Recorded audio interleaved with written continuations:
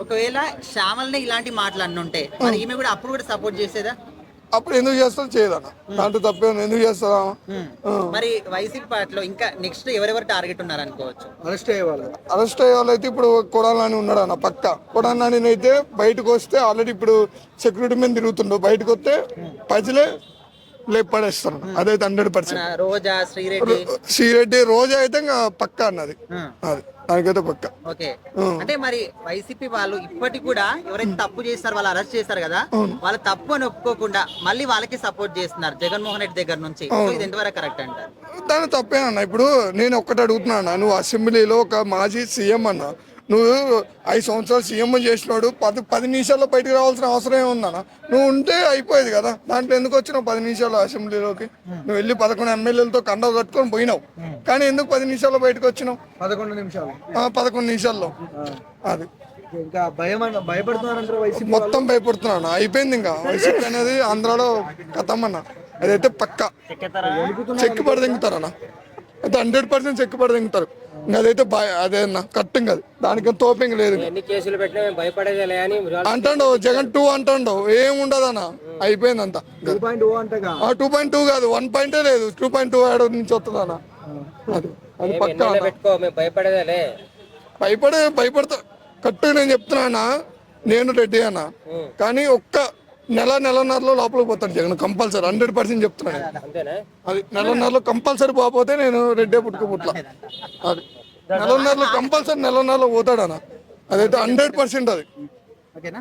So అన్న ఆయన Posani Krishna Murali, so ఆయన ఆల్రెడీ అరెస్ట్ చేశారు.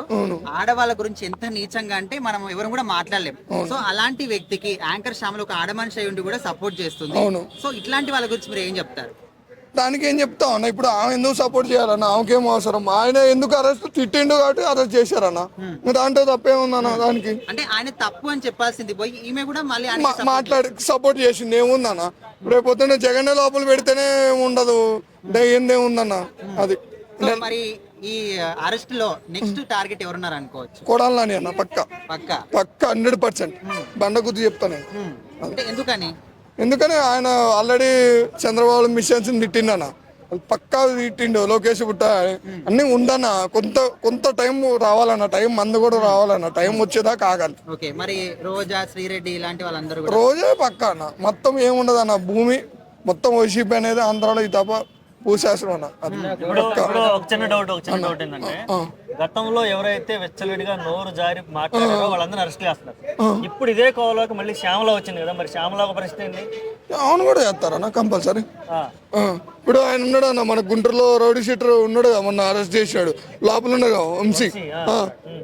అంతకుముందు ఏం తిట్టినానా? చంద్రబాబు డైరెక్ట్ వస్తే అన్నాడు కదా, ఇప్పుడు అరెస్ట్ అయ్యి లోపల ఉన్నాడు.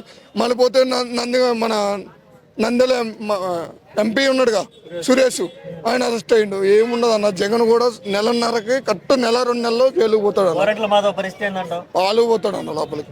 ముందు జగన్ అయితే వీళ్ళందరూ చిన్నోళ్ళు అన్న. అరెస్ట్ చేయడం కరెక్ట్ కాదన్న, కానీ వాళ్ళు చేసిన తప్పులు ఎవడు తప్పు ఆడిదే అన్న. ఇప్పుడు ఆకు మీద వచ్చి ముళ్ళు మీద ఆకుపడ్డా కూడా దేనికన్నా ఆకే దెబ్బ కదన్న. కానీ చేసిన దానికి, తప్పులు చేసిన దానికి అది పక్కా కదన్న.